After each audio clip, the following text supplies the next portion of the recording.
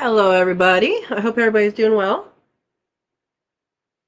I'm Katrina. This is So and Tare live chat. We do this every Monday at 6 p.m. Pacific time.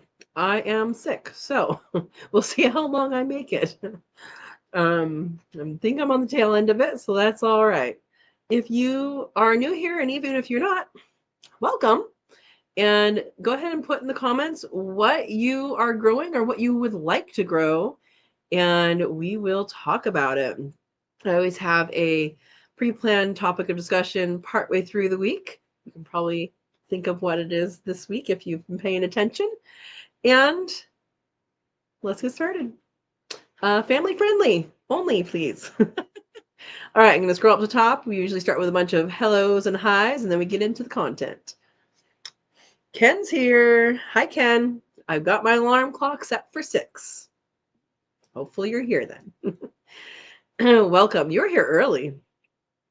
Verna's here. Verna is Vay's place with a blue wrench, and she is my moderator. She catches the bad guys. She's awesome. If you are looking to grow plants or animals in a small space, she does all her stuff in her apartment, and you should check her channel out.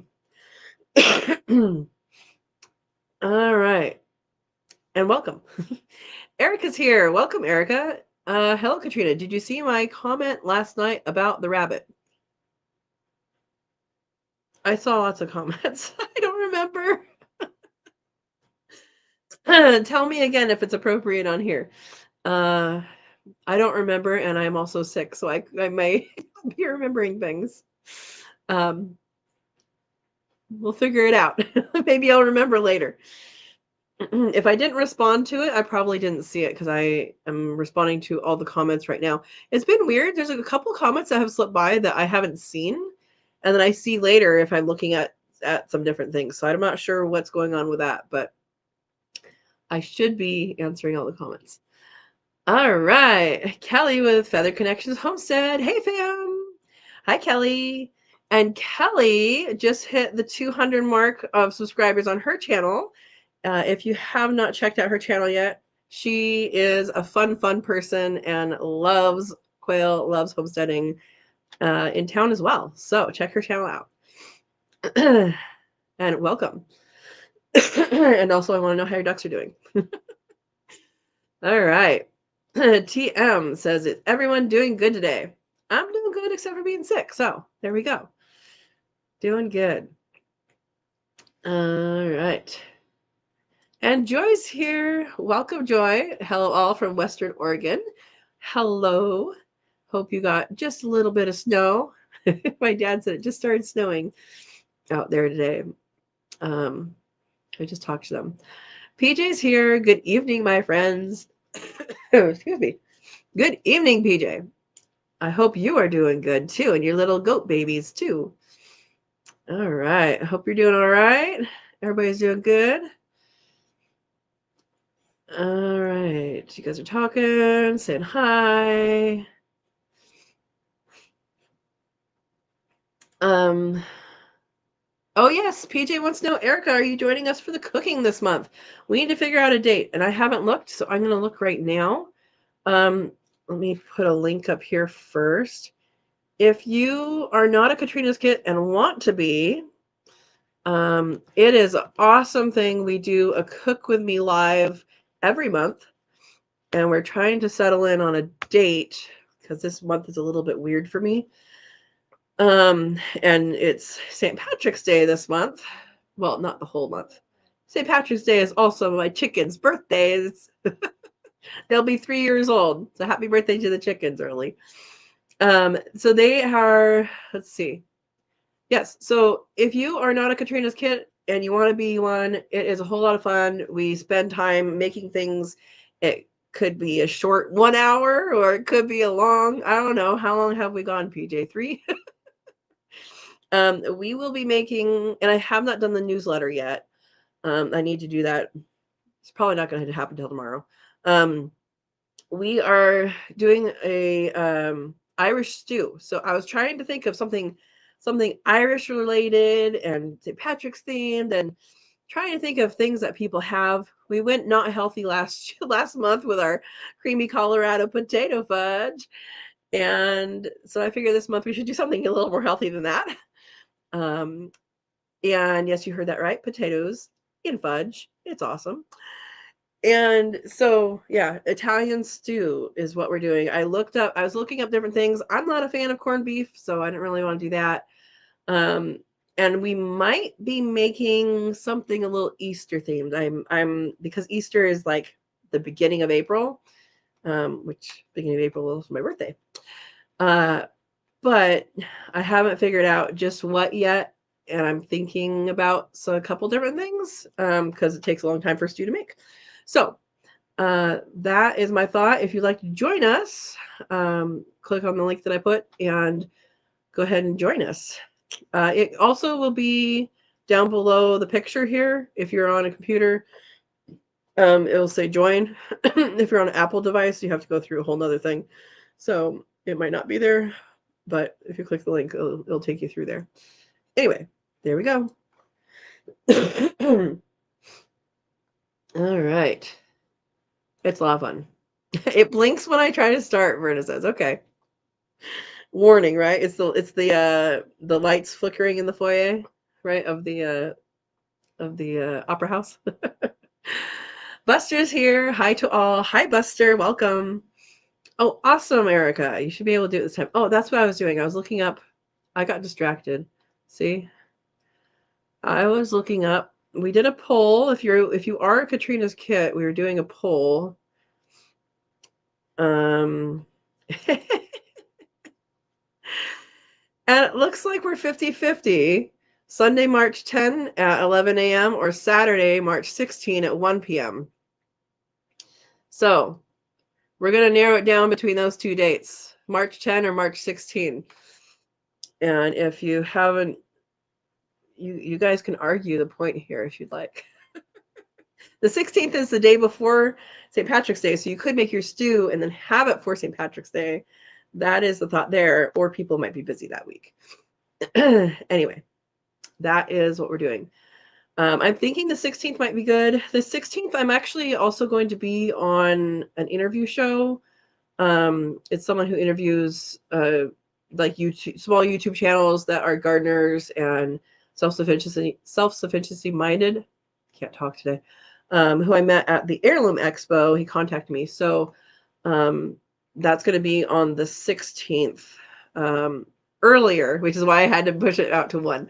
So that's going to happen then. I'll let you guys know more information as it gets closer, and we'll go from there.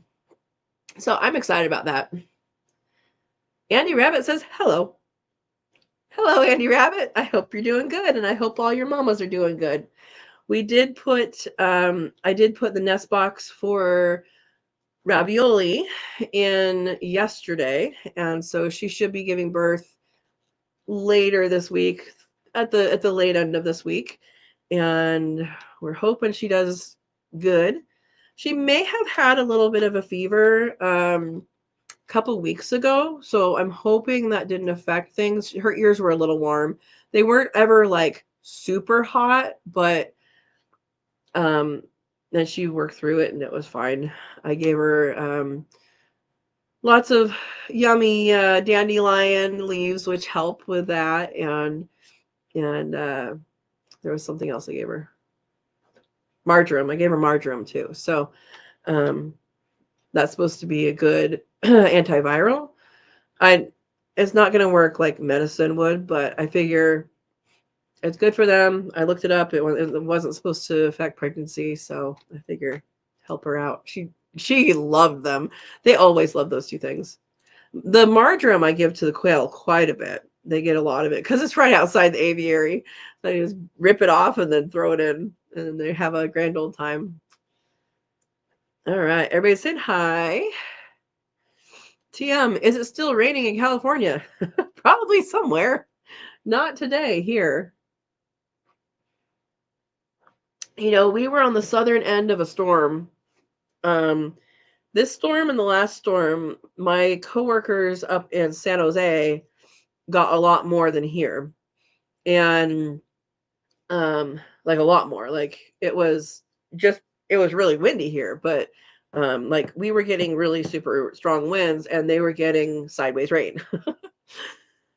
and that was pretty widespread, that wind, that especially those couple days. I know so 3 counties that adjoin me. I'm in South County of the southern part of Santa Clara County, and Santa Cruz County is towards the ocean.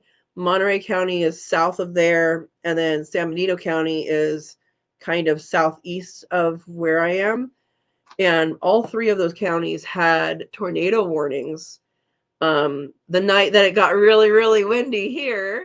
And if you watch today's week in review, which is actually 2 weeks in a review, uh, it it was so windy. I was afraid the screen and porch, it has that metal roofing. I was afraid that I was going to come off because it was so loud. I woke up so many times. Um, and anyway, the only casualty we had was an umbrella that fell over in the wind, and it was closed up. The one that's open had enough weight on the bottom that it didn't fall over. And then yeah, last night I got 2 eggs from the quail. So the chickens weren't bothered. They're they were already in their coop by the time it was time for things to get noisy and loud and all that. And they did just fine. So I expect Rexy to keep laying for us. The other 2 girls are being freeloaders still. So yeah, we have another storm coming in on Wednesday or Tuesday night and Wednesday, and it's supposed to rain again on the weekend. So yeah, the Sierra got hit. I know Tahoe area got 4 feet of snow. Some of the ski areas up there got up to 7 feet of snow. So it got a lot, but we got, at most in a 24-hour period, we got 0.97 of an inch, which is just under an inch, which isn't a terrible amount, but it was the wind that was really getting us. Thank you for asking. Andy says, how is everyone doing? I'm sick, but I'm okay. Oh, Buster got seeds. Awesome. I'm guessing that was from Verna's giveaway. That's awesome. Lisa, welcome, Lisa. Hi from Southern Indiana. Welcome. What are you growing? Are you growing quail or rabbits or gardens or trees? Or would you like to? We'll help you out and we can talk about all these things. It's awesome. We have a good community here. Welcome.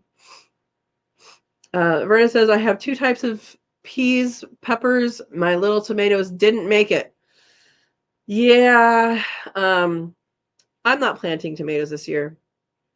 I'm going to buy starts because I was ridiculous and I waited too long, even though I told you guys to plant now. I just waited too long. I had too many things going on and too much stuff was happening in my life. So I decided, you know what? This year I can support a nursery. There's a great nursery up in Morgan Hill that I can get some pretty good varieties from. So I'm going to do that this year. I don't have to plant peppers. I still might plant some Craig's Grande jalapenos because I don't have as many jalapenos as I'd like. And the ones I got from the plants I got from the store a couple years ago, they have really small jalapenos. So I'll probably plant some of those. But I don't really have to plant for peppers because I have my peppers in my green stock, which I rolled into the screen and porch to overwinter. And I highly recommend doing this because then, like, I have peppers right now that are ripe in February. Oh, March. It's March. Yeah. I planted broccoli. I planted peas. I think they probably rotted. They might surprise me later and come up. I don't know. Yeah. So I still have time for other stuff, but I think I will be buying tomato plants. All right. Ed says, I was first like and comment yesterday when you posted this. Ed, you are on top of things.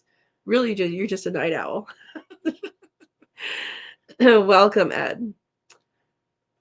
Lisa says, I have loofah seeds started and just hatched more quails from Zach.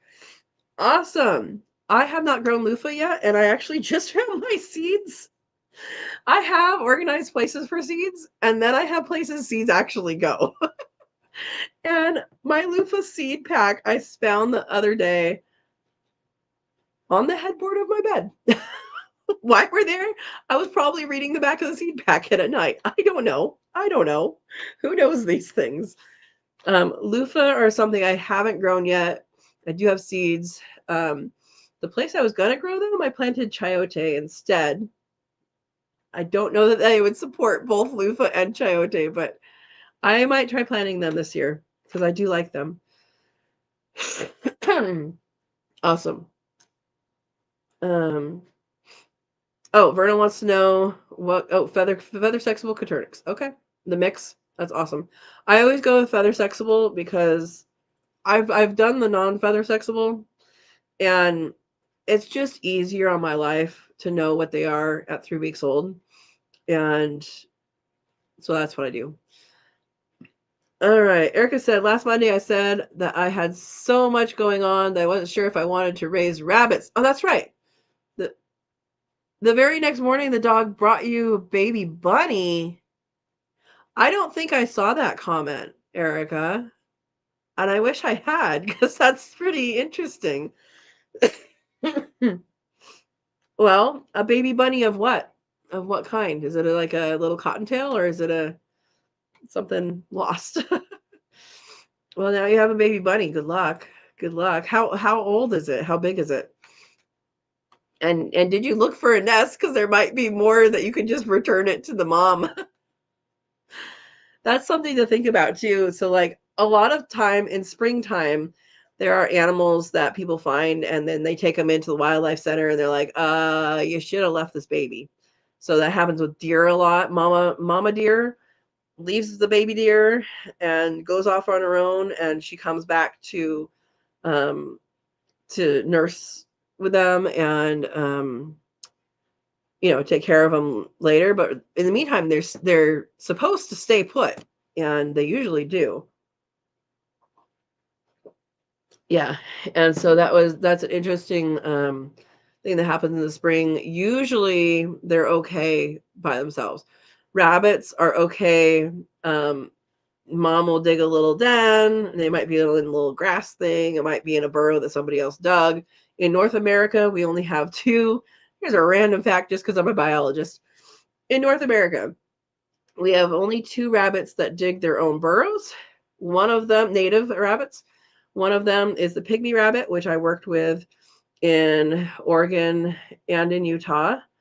And the other one is a volcano rabbit, which lives on an isolated volcano chain in Mexico. So, which is that way, not that way. And so our native rabbits actually don't dig their own burrows. They will make what's called a form, which is kind of just a little divot in the ground. And they will use burrows dug by other animals or pipes or something like that. But they don't dig their own burrows unless they're those two critters. So, fun fact. All right.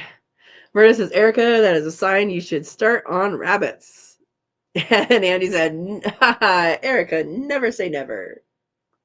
Yep. Never say never.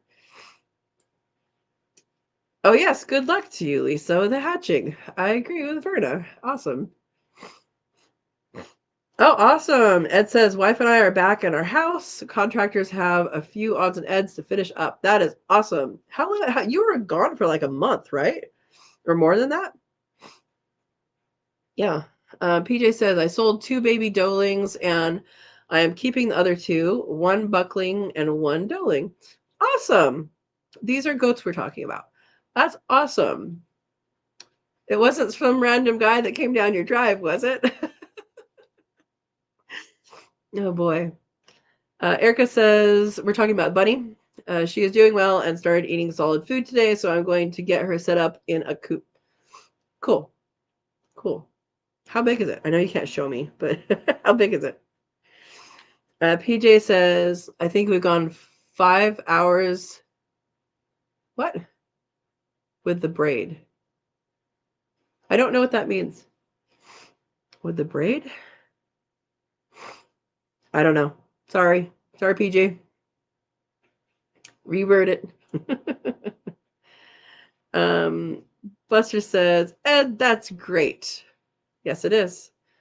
Erica says she is friendly. Someone forgot to tell her that wild rabbits are afraid of people. Maybe that's why it was out and about and in your dog's mouth. Oh, PJ says Easter is March 31st. Okay. My birthday is April 1st. Yeah, so it's still in March. So yeah, we'll do something. I'll figure out something Easter themed by tomorrow because I need to put out the newsletter tomorrow. If you're not signed up for the newsletter, you guys could totally sign up for the newsletter on the website, which is here in the comments. And then also Friends of So and Tare Facebook group. We put a lot of stuff on there. I generally also post a link to the newsletter on there, but if you want your own in the inbox, that's where you go. Okay. Easter colored quail eggs. Yeah, we could actually do eggs and colored quail eggs. I was thinking of something else, but that might work. Save. Oh, so I think it says save your date. I was like, what? Steve, you're late? Oh, Steve's not on here yet. Okay, Erica says I can make either time work. Making stew a day ahead was my thoughts. Yeah, that was my thought too. Erica, if either time works and you guys are the only ones on here that are Katrina's kits right now, at least that I can see, let's make it official. Let's do the 16th at 1.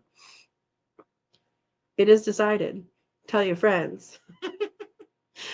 So the stew has mutton in it, so you can start looking for that. I have no idea if I can even get that. And the substitute for that is beef.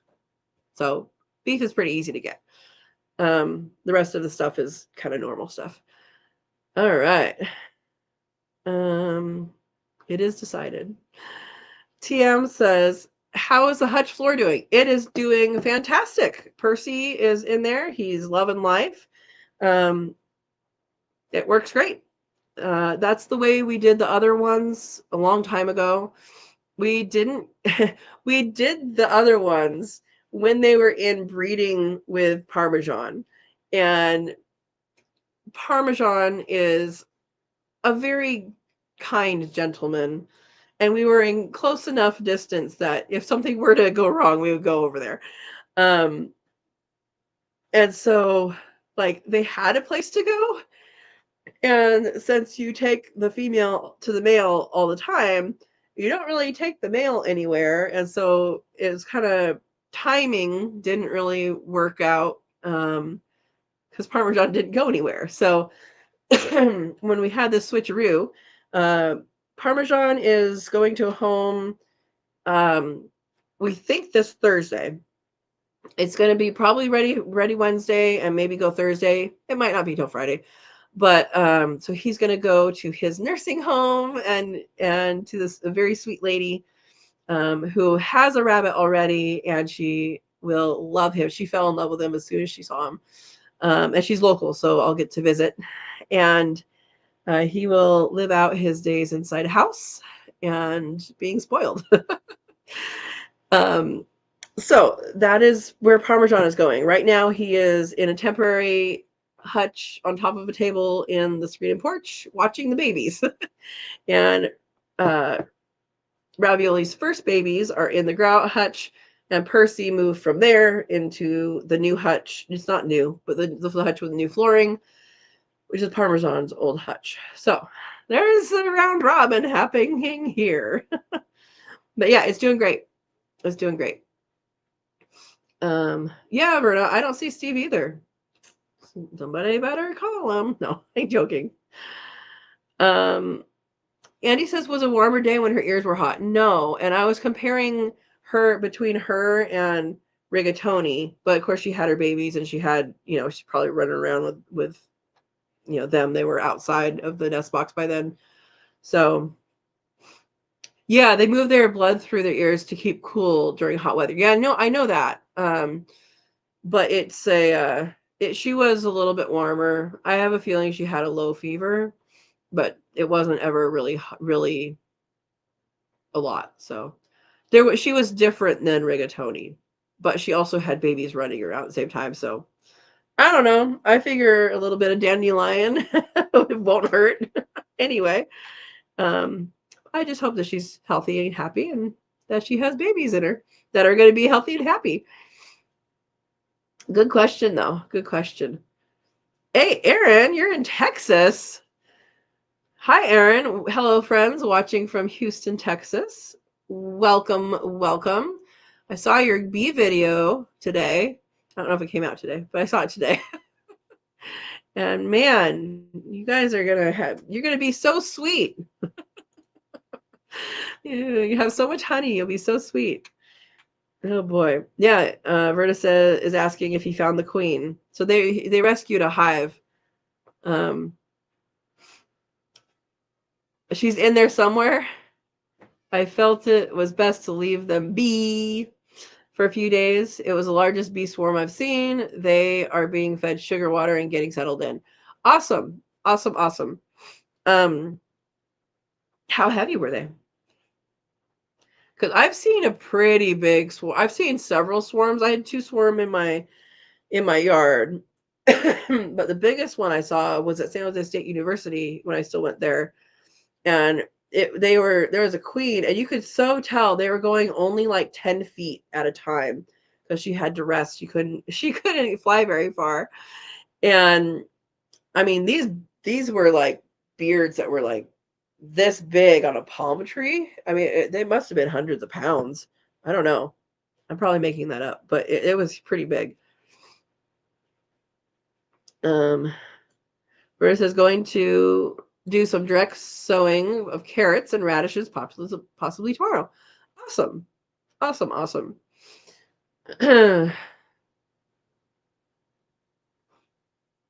PJ says, my first quail hatch will be 3 weeks this weekend. Next weekend, I have silkies and more quail hatching. That is awesome. I just put quail into incubator, so we'll have those guys in a couple weeks. And yeah, it's good. It's going to be good. I'm hoping for some time when I am not working and the sun is out and I'm not sick so that I can do some wood chip management, bringing new wood chips in. So that is my hope that happens soon. Because then I'll be doing more things after that. All right. Erica says it's a cottontail. It was about 3 weeks old, so just old enough to get it out of the nest. Yep. Found her in the old abandoned house, and there was no nest that I could find. Returning her was my first thought. Good. Good, good. Yep, TM, April Fool's Day. I was born 12 days early on April Fool's Day. Surprise everybody. PJ says, you were talking about how long we've done a live. Oh, yeah, 5 hours when we made the challah. It was a long day. But that's the thing, like, and it's not like we're doing things. We're cooking with each other. And that was the point of it, is to spend a significant amount of time talking with each other, learning from each other, and all of that. So the Katrina's kits, Steve named it. He's not a part of the group either. He just named it. But it's cooking with me live. You're at your house, I'm at my house. We're making the same thing. We can make whatever adjustments we want, and it's a lot of fun. And anybody who's on there can share their expertise or their opinions or ask questions. And it's a lot of time. That's right. That one did take a long time because we had 2 rises in that, huh? I didn't think that one through, but it's very good. It was so good. It makes good French toast too.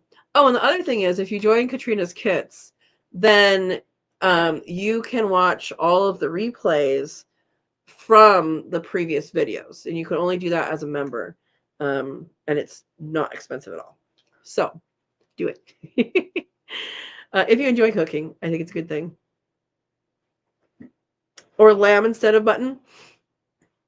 Yeah. From what I've seen, from what I've seen, the beef is what people tend to substitute instead. But you can substitute for that. Yeah. Yeah. And Verna says, I have 2 trays of bananas and 2 trays of split pea soup in the freeze dryer now. Verna, I've been snacking on these. I don't think it really needs an oxygen absorber. I put it in there and then I thought about it after and I'm like, for these things that are just, they're going to get snacked on and opened several times, I think a moisture absorber is what is necessary, not the oxygen absorber. So, thoughts? Anyway, freeze-dried bananas is wonderful. You want to have them the ripeness that you enjoy before they go into the freeze dryer. We did some that were a little bit underripe, and they taste underripe because they are. So yeah. TM says, I don't know who I would pull more for Easter, Peter Cottontail or Mr. McGregor. Little bunny pot and cottontail. I don't know how much mutton. I haven't looked at the recipe in a couple weeks. So I did actually look at this pretty early. I have to probably look. I'll start with like Safeway and Nob Hill. We tried to look up in Spanish what mutton was, and it's not a translation. It's the same thing as lamb, and that's not really what mutton is. Mutton is the adult. And so there's a couple of Mexican grocery stores, and Manuel is unfamiliar with the word, and so we tried to look it up, and there wasn't anything that translated directly. So I'm not going to mess with that. There is a butcher shop in town, but I don't know what's there. I'm going to have to make some field trips, and if not, I'll end up using beef. But anyway, yeah. I don't know, get extra. Ed says, Verna, you didn't see Steve because he hasn't shown up yet. Well, then why are you talking to him? Oh boy. Aaron says, the bee swarm filled up 2 deep boxes. I saw that. I was standing on the ladder when I took the first load out and almost lost my balance. It was really heavy. Okay. Aaron? No. No. Get a taller ladder. And be safe, please. Erica says, I haven't been able to do some of the recipes because I'm allergic to wheat and set it to gluten, but they look delicious. I bet we could alter them. In fact, okay. I need to go back on a more better. We're going to use English here. A better diet. And when I was actually following a plan, there was a little bit, they're like, oh, and cook up 1 tablespoon of lentils. So you had like 1 tablespoon of lentils and then you cooked it. And like, it take 45 minutes to make. And that's ridiculous because I always forgot about it. And I'm like, okay, well, dinner's now 45 minutes later. And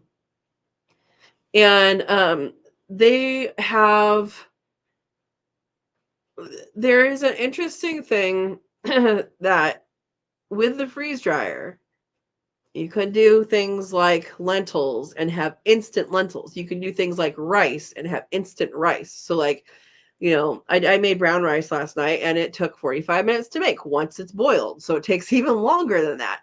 We made it in rabbit bone broth. That was good. But it still takes a while. And when you're just putting things together at the end of a work day or something, you want something quicker. That makes sense. So I did a bunch of freeze-dried lentils, and it works really well because you just put it in there, plop it in, add like that much water, and there you go. But what I was thinking is I would really like to do that and then powder it and make flour I guess you wouldn't have to freeze dry. You could probably dehydrate, but it's going to work probably better in freeze dryer. Haven't done yet, so can't tell you. But make flour out of lentils. I recently got some Annie's, the brand Annie's macaroni and cheese stuff to try out lentil noodles because they have that, and they were 99 cents at grocery outlet for a box. So I did do that, and I think I'm going to try making pasta with lentil flour, and then if that works, I want to try making it with these other high protein things, and that are like um uh like chickpeas, garbanzo beans, and some other things, and see how that works, because I think you could do that. So, Erica, I will try and do more more wheat and gluten-free stuff. Hard to do with bread.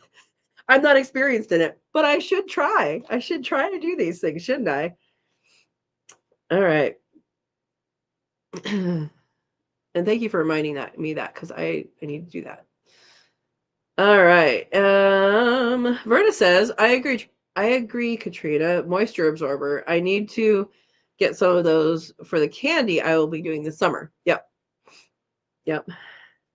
Erica says, I already have the beef because I was planning on making Irish stew. There you go.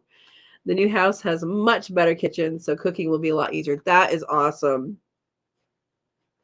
That is awesome. I would love to have a kitchen with an island. I don't really have that. I have like a really weird peninsula. Like my kitchen is pretty large, but the counter space is pretty small. It's kind of weird. Anyway,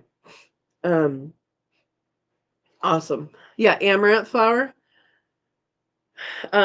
Yeah, you could grow amaranth.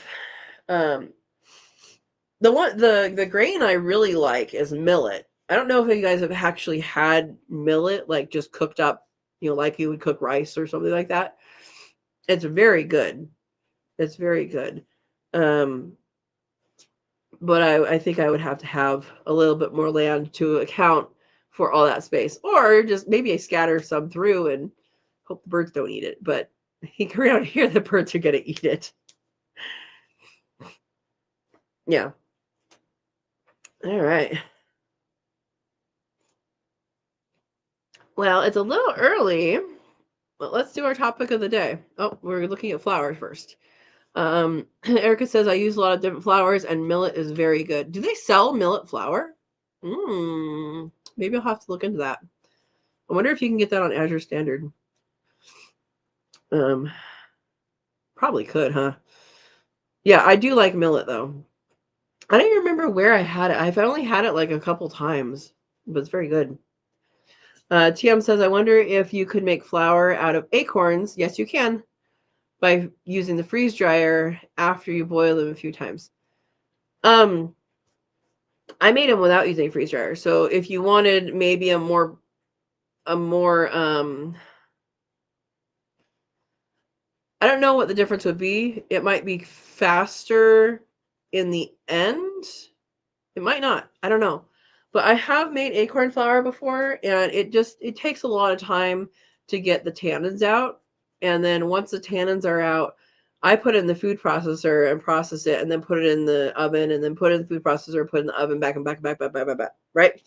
So I think if you were to put it in the food processor and then put it in the freeze dryer, that might go quicker, maybe use less energy than having your oven on all day.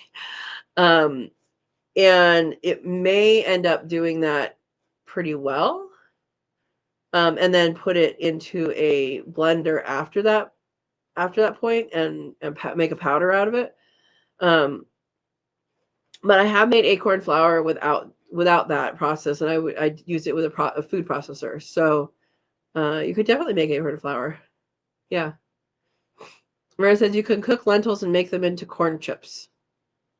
Yeah, I have not gone down that path, and I probably should. I'm not much of a chip person. I like certain ones, but like salty isn't what I crave. It's sweet that I crave. That's the problem. That's my problem anyway. But yeah, there's a lot of options. So quinoa, could also do quinoa. There's a lot of options, and I'm interested in doing these more high protein things, and less carby things. Yeah. Okay. Erica says I get milk from the feed store and grind it myself. That makes sense. That makes sense. Cool. Hey, Anime Gamer here. Drop by to say hi. Welcome, Anime. Hope you're doing good. Hope you're doing good. Verna says I didn't use salt, but I did use the freeze dryer. Oh, for the chips? Yeah, I tried to make corn chips once. It was supposed to be like Fritos, and it totally wasn't. It was just like a blob that never actually solidified. That was years ago, though, in the oven. Yeah. Erica says, I've been allergic to wheat for 53 years, so I don't think of bread or pasta as part of my diet. Yeah. But pasta, I mean, all pasta is flour, and it doesn't have to be wheat. But flour and egg and a little salt if you want it. It's basically flour and egg. And so if you had a different kind of flour, like a lentil, it would probably turn out really well. Like I said, I did try a store-bought one, 99 cents. And it's good. But yeah, that is a good point. If you've been allergic to it, that you don't think of those things. I'm going to have to do more experimentation. Erica, I need your encouragement to do this, okay? If I haven't done something in a while, you haven't seen it, remind me. I'm going to experiment with some of that. Because usually what I see is like acorn flour and coconut flour, and I'm just not excited about those things. I don't know why I'm not excited about it, but I'm not. I'd rather it be like a different kind of thing. Anyway. TM says, older I get, the less I can eat. There you go. Erica says, I eat them sometimes, but I just don't really think about it much. That makes sense. That makes sense. Yeah. And flour gets put in a lot of things. It gets put in a lot of things. Yeah, I know one time I went to a potluck and there was a lady who was allergic to wheat, and she didn't want to have the pie I brought. And I said, well, you don't have to eat the crust. And she's like, doesn't matter. It still gets in it. I'm like, oh, sorry. PJ says, Katrina, we can experiment together. I like to try new things. Okay. We will experiment. Maybe we'll do some experimenting. Let's do some experimenting next month. How about that? We'll try some different things next month. We'll see if we like it. All right. Very cool. Okay, so I'm going to do the topic of the day a little bit early. So I want to talk about wind, and I know most people on here raise animals, and yeah, Anime says, I can tell you now coconut flour isn't the best. I've tried using it, and it's just not impressed me. And wind is wind is something that can affect both animals and plants. I lost a lot of blossoms off of my peach tree. And if you were to only look at the ground, it was a carpet of pink. And you would have thought, I guess we're not getting peaches this year. And then you look up in the tree, and there are actually still petals up in the tree, which means there's probably some flowers that made it through. So hopefully that'll be good. Luckily, the big wind did not get most of them. So a lot of the stuff in the front just started to bloom. The Anna's apple, it was in full bloom. The desert gold was in full bloom. That's a peach. The other peaches haven't started yet. So like it came at probably the right time. Cherries haven't started yet. And so that's something to think about. placement of things and then also protection of animals. So with the animals, you want to make sure that they have protection from the wind. All of my animals do have protection from the wind.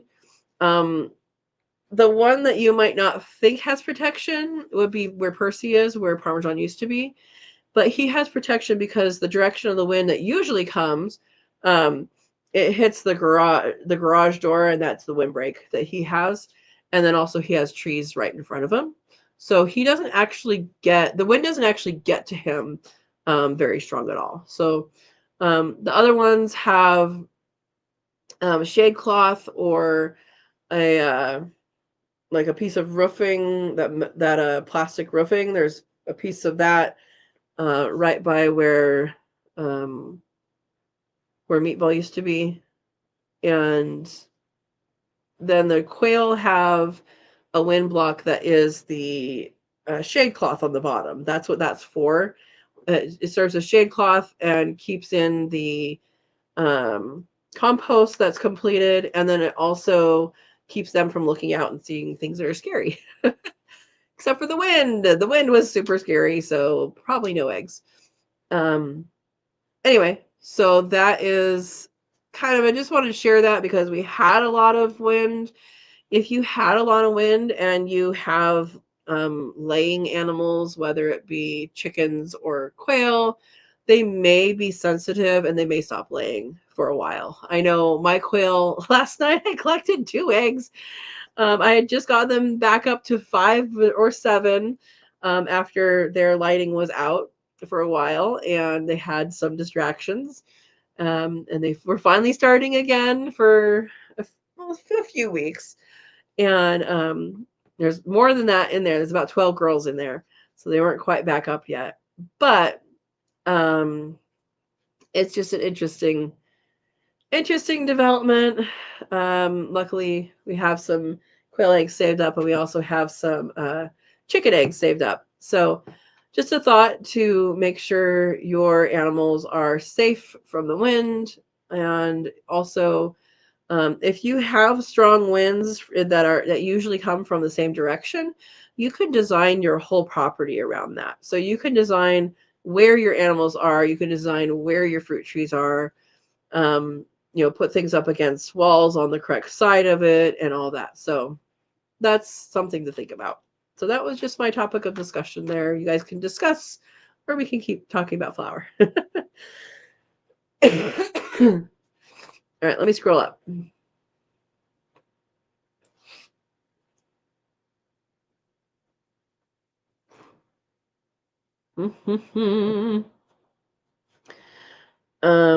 Anime says the coconut one has the worst texture ever. Yeah. Verna says, I have a hand grinder for flour. I am going to have to grind a few things and try them. It's worth it. It's worth it, especially if you have a dehydrator or a freeze dryer that you can pre-make these things so that they're more edible. Like if it's a hard grain, I don't know if it's best to grind them before they're cooked or after they're cooked. I'm assuming for things like lentils, if you're going to make something out of it, that it should be cooked first, but I'm not sure if that's true. So, yeah, someone knows, let me know. Wheat is even in things you wouldn't think. Exactly, Erica. Exactly. Yeah, it's used as a thickener for a lot of things, so that complicates issues. TM says you can start trying to eat out of your garden. I can eat something out of my garden year round. So right now there's several things in the garden. Right now we have citrus, so the lemons and the some of the oranges and some of the mandarins are ready. Actually, the mandarins aren't quite ready. They'll be ready soon. And then I have a strawberry ready. I haven't eaten it yet. But the strawberry from the other green stalk has a strawberry in it that's red. There's some that are green in the beginning of March. And I do have peppers in the green stalk. I have lots of different herbs. I have beet greens and chard greens and miner's lettuce, which is a wild thing. Borage. There's lots of things to eat. Yeah. Verna says a lot of nut flours are supposed to be good and healthy if you are on a keto diet. Yep. And TM says I had a peach tree that volunteered in my backyard one time, but it never really did anything. It could take a peach tree from start, like from pit. It could take them like 10 years, 10, 15 years to start an actual fruit. If you take that peach tree that you started and you graft onto it, so you cut everything away and then graft onto it, then that will fruit faster for you. So I recommend trying that if you haven't already done that. I have a peach tree that volunteered in my yard too. Actually volunteered in the bed, in the edge of a bed. So yeah. Yeah, like Verna says, it takes a few years before they can produce. It takes quite a few years for some. Buster says, I think my apricots made it through the freeze. I put 2 burn barrels around them. That's what you decided on, huh? You did all your research and you decided on burn barrels. That's good. Good luck to them. TM says it was pretty old, but it was in the shade pretty bad. Okay. Yeah, so it just started in the wrong place. Yeah. Oh no. PJ says, I think my fruit trees are a goner by goats. Oh boy. So Verna says, yes, lentils need to be cooked and blended. That's what I thought. Good morning, John. John says, good morning. Welcome, welcome. Uh-oh, Verna's on our last cup of coffee for the night. PJ, weren't you going to make Miner's lettuce pasta? She says. I have made it. I don't know that I need to make it again. I think if I made it again, I would likely freeze dry it first to powder it and then incorporate it, because the texture was a little weird because you never get like, so Miner's lettuce, the stems of the leaves, which are edible, has a little bit of it's more fibrous, and so it just has a weird texture in there. So that's what I would do. It's fine. I think it would be better. I think it would be better doing. I think it would be better if it was like with garlic in it or with some other flavor in it. Miner's lettuce is not. I mean, it would be like making less lettuce pasta. It's not a very flavorful thing. It's very good for you, but it's not like, this is so delicious, Yeah. John wants to know, did Katrina graft all her science yet? Not all of them yet. And I will be making a video, or I have some stuff already videoed, but I will be making a full video on that. I did graft for a friend, made a tree, and I haven't done all mine yet though, no. I was waiting for a time that the moisture wasn't in the air like it has been. Maybe tomorrow. We'll see. We'll see. I think the storm is supposed to come in tomorrow evening. We'll see about that. And so Erica says wheat is also used as a cheap base for things like ground coffee and pepper are often partially wheat. Really? It is also a common ingredient known as natural flavor. Natural flavor is such a weird thing. So if you guys don't know, just a minute. Natural and artificial flavoring, the ingredient that's on there can be a whole slew of things. And if you're ever curious what could be in it, or if you ever want to know like where to get the base of something from, go to the FDA website and you can look up any ingredient you can, and it will tell you all about it. So like, I wanted to know about maraschino cherries. I wanted to grow maraschino cherries, right? Obviously, there is a lot of sugar involved, and it's in a syrup and all that. But there is a variety of cherry grown to be maraschino cherries. And I looked and looked and looked and looked, and I couldn't figure it out. And then I was like, I wonder if the FDA has it. And they did. They had the whole history of maraschino cherries. And good night, Lisa. And they have what maraschino cherries originally were, and then what is used in the United States. And they are two different varieties because the variety that they originally are does not grow well in the United States for whatever reason. So it's either Queen Anne or Anne, Royal Anne. I don't remember which one. It's something like that. But you can look it up. You can also look up, what the natural flavoring is. Um, it's weird. And then there's things like imitation crab, which has an ingredient of crab juice. So there's real crab and imitation crab. I found that out because I asked my grandma what. I'm like, what are you eating? She says, oh, it's crab. Crab. Yeah, it's imitation crab though. It's okay. I'm like, well, what's an imitation crab? And there's real crab in imitation crab. So sorry, guys. Oh, uh-oh. Aaron says the coffee will run all night over here. Uh-oh. Are you driving tonight, Aaron? Marina says, usually here too, but the pot is dry. I'm too tired to make another pot. Oh. You going to bed, anime. Have a good night. Food grade DE is an anti-caking agent.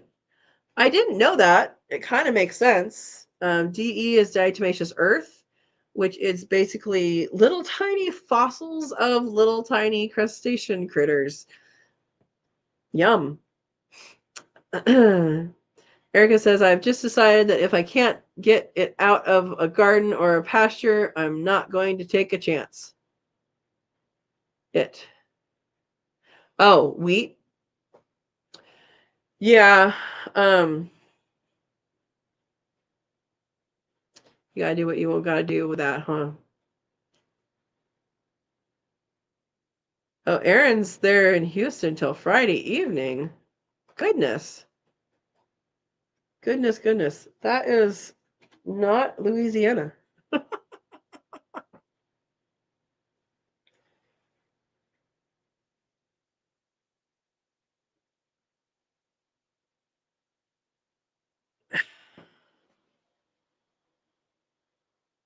Oh, if you can't get, got it. I was thinking there was wheat. I was like, that's, if you can't get wheat out, I guess not. But yeah, if you can't get food out of a garden or a pasture, you're not going to take a chance. You know, I have that goal, but I also continue to eat things I shouldn't. Here we go. If I have to read an ingredient list, I'm not eating it. Yeah, that makes sense. And that's got to be frustrating too, to have to deal with that, because you're right, it is in everything. Um, that and soy for no reason. Like why is soy in everything?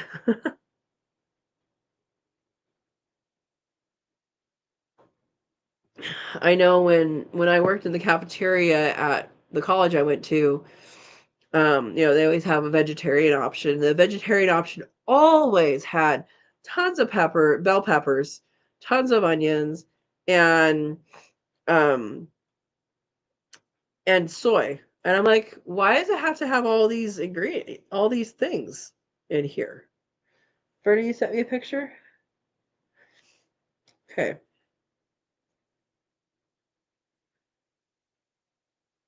Let's see what you said. You did. Food grade anti-caking agent, diatomaceous earth. Fossil shell flour. That's what they call it? That's hilarious.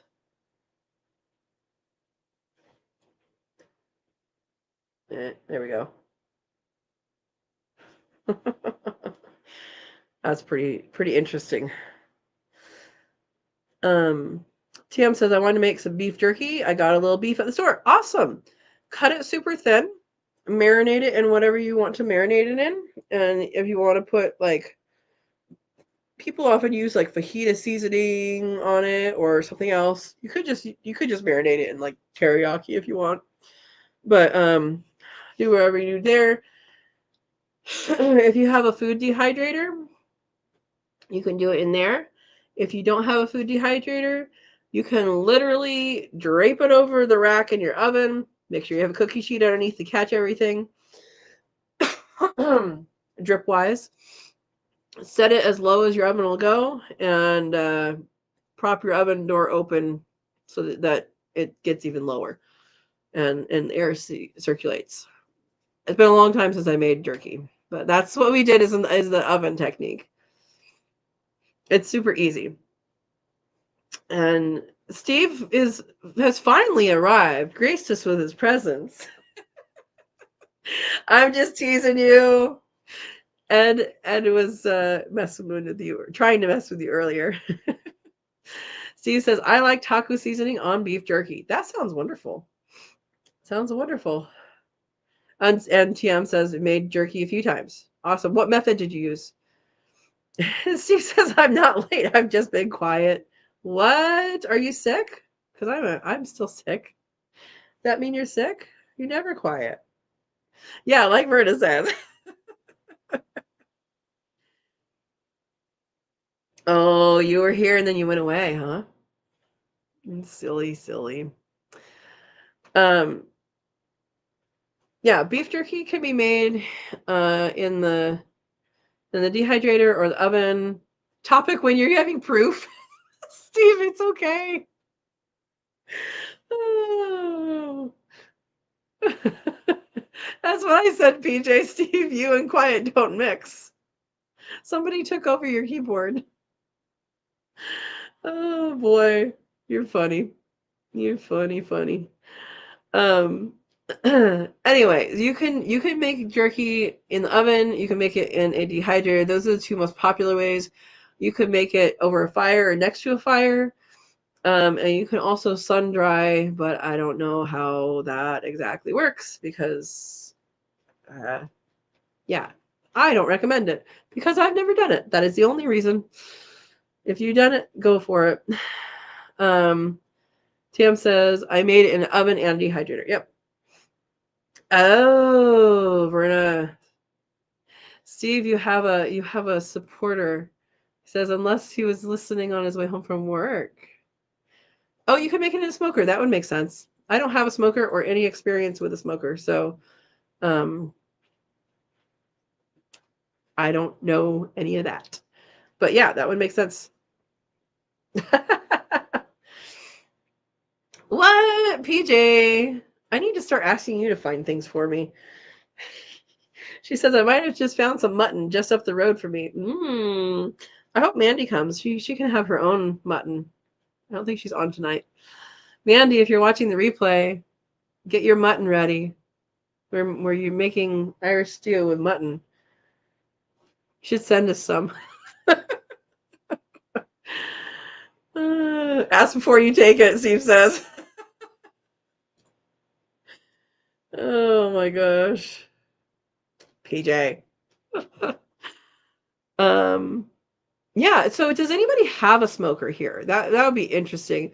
I know I've heard of people smoking quail eggs, and like if you break the egg open, like if you roll the egg open, not open, if you roll the egg and so the shell breaks but the membrane does not, then it can make the smoke go in more and it can make like lines on the eggs where the smoke goes through.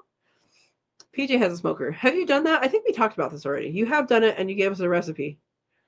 And I saved it somewhere and I don't know where. I probably do know where. I have a folder that says recipes. Aaron has a smoker and uses it a ton. And Verna has used a smoker that was at least 25 years ago. All right. Yes, you did. Oh, you posted it in the group. That's right. If you are just joining us, the group, you can search for it. It's been a while since you did it. The group, PJ posted instructions for smoking quail eggs is friends of Sew and Tare. Answer all the questions and accept the rules. And let us know that you are a real person. Lester says, I have a smoker but never smoked quail eggs. Time to start. Erica says, I'm going to be in Texarkana Wednesday. That sounds like you're saying Texas, Arkansas, Kansas. Are there 3 states altogether? I might be able to find some mutton there, but my tiny little village doesn't even have a grocery store. Wow. All right. All right.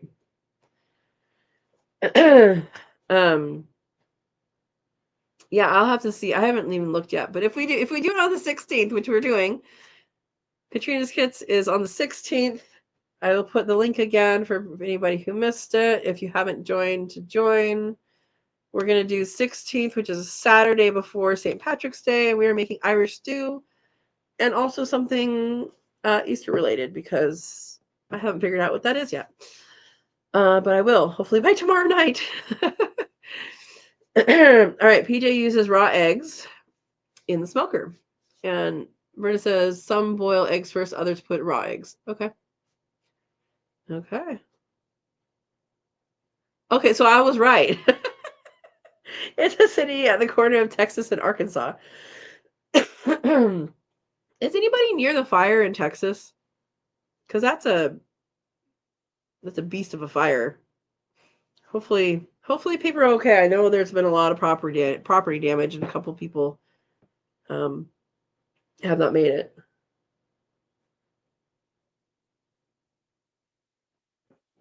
Steve says we have a sheep farm a mile up the road, and the livestock guardian dog, I think is what you're saying, is very, very friendly to me. Just saying. Steve, join Katrina's Kits. You named it. and cook with us. Cook with us. Aaron says I do raw eggs on the smoker. How long do they last? Do they last like similarly as hard-boiled eggs? Okay, Verna's saying Texarkana, whatever, is a border town of Arkansas and Texas. Main Street is the border. One side Texas, other side Arkansas. Okay. Okay. Erica says, I'm going to have to try smoked eggs. That sounds yummy. Rock Hill Homestead is in Atlanta, Texas, near Arkansas. That's so hard to say. Okay. There's an Atlanta, Texas. I thought that was Georgia.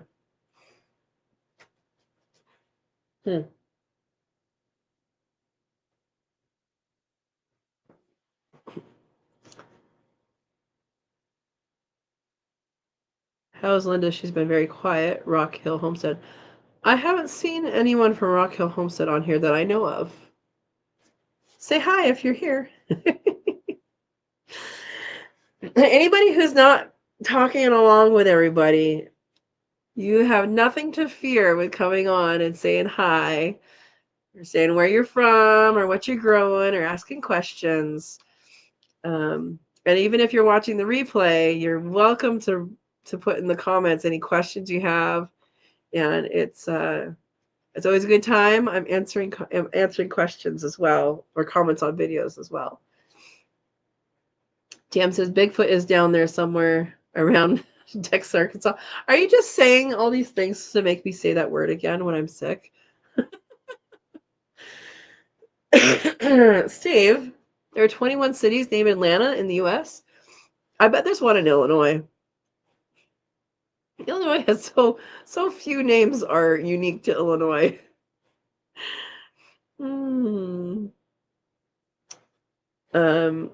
Erica says Andy works in Texas, Arkansas, so I go with him occasionally to run errands. Okay. Oh, awesome! They came over. So Rock Hill Homestead came over to Aaron's a couple a few weeks ago. They should be at QuailCon this year. Awesome. Awesome, awesome. There's also a place in Ohio called Atlanta. Yeah, when I lived in Illinois, it was just so funny because, like, there are very few original names. Nowhere. There's a Nowhere, Illinois. That's, I think, pretty original. There's a story behind that, too. I lived in Macomb, which I know Steve shares history there. Yeah, Champaign isn't even like, that was a thing before it was a name of a town. Well, it was a town, just not here. So it's still a copycat. Or a region, I guess it was, or a region. Yeah, but I lived in Macomb. I worked in Havana, which is not near Cuba, but there is a Cuba, Illinois. There's an Oregon. There's an Orion, spelled Orion, but Orion. There's a San Jose. Yeah, not San Jose. San Jose. There you go. I know, Steve. I know. Macomb, county seat of McDonough County, Illinois, and my birthplace, Steve says. Yeah, and there's a I need to look up the sandwich shop, see if they if they're still there, so I can share that with you guys because they deserve to have more people. If ever you go to Macomb, there's a wonderful sandwich shop there, but I don't remember the name of it because it's been over 20 years, about 20 years, something like that, since I've been there. Yeah, it would have been 2005? 2006. Oh, maybe they're still open. I don't know.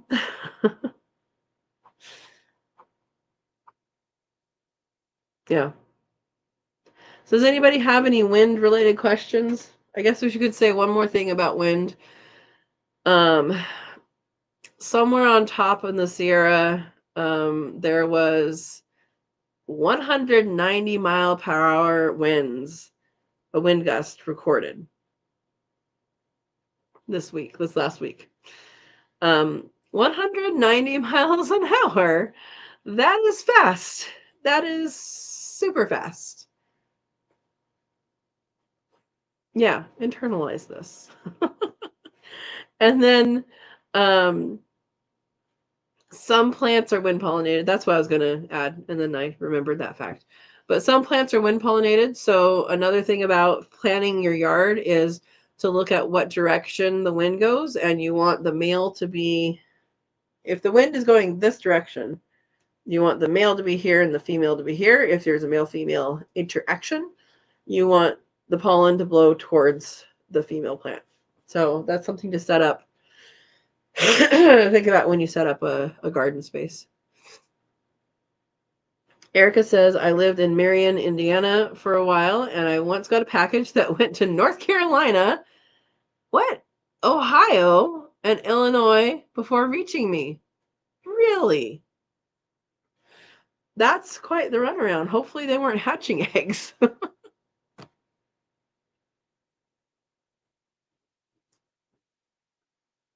I this is years ago, before we had maps on our phones. Well, before I had a map on my phone, at least. We had a you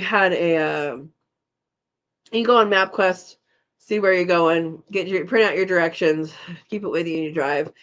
And I was going to a job site, and it was address in somebody's house, and there was this address and there was this address, and I needed the one in between them, and it wasn't there. There was no address, there was no property. I called my boss. I'm like, I'm in the right place. I triple checked that I'm on the right street. There's nothing here. What do I do? And he had to go on the computer and look up different things and say, oh, it looks like that road continues up that way. So go this way, go that way, go that way, go that way, and then you'll be there. Okay. I got to the property, but told the client this after the fact. And you'd think that if they had problems in the past, they would actually tell people how to get to their property. That's what I would do. No, they're like, oh, yeah. One year we had all of the Christmas packages were delivered to the other street, and the person just set them in the street. Okay, maybe you should tell people where you actually are and not just give an address. Anyway, there you go. Aaron says, Stephen, I need to talk to you. Uh-oh, important business. I think he has problems with goats. I think he needs more hay or something. Marion, Illinois, near the Garden of the Gods. Okay. Erica says we don't get heavy winds here often, but when we do, we just have to hope we don't end up in Oz. Yeah. QuailCon 180 days. Oh yeah. QuailCon is in 180 days. It is coming up super, super quick. And it's going to be awesome. I'm going to be there. Lots of people on here are going to be there. So, yeah. It's going to be good. Right. It's time for Steve to pay goat support. Oh, boy. You guys are funny. Aaron has desk goats in case anybody is watching this and doesn't know what we're talking about.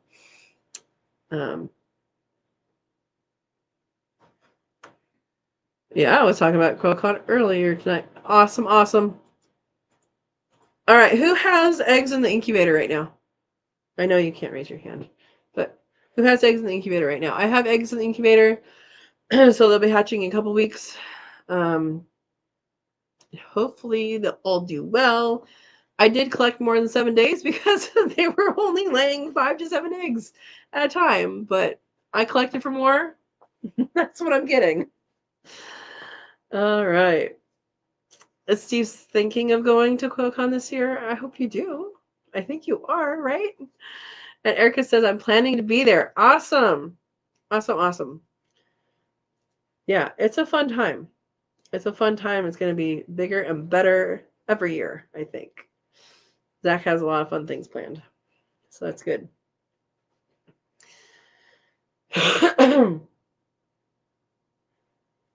Okay. Nobody else has eggs in the incubator? Oh no, I think PJ said she did.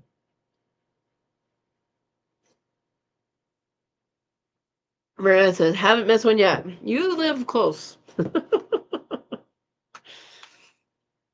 I think I've been to everyone but the first one. Yeah.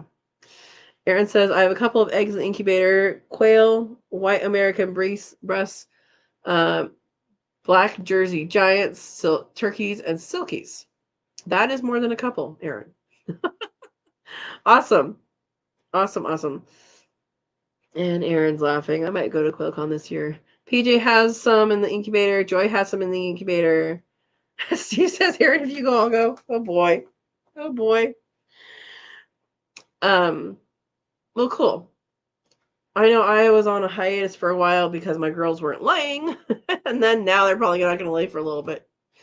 But I know I need to pick it up, and hopefully the girls will do so as well.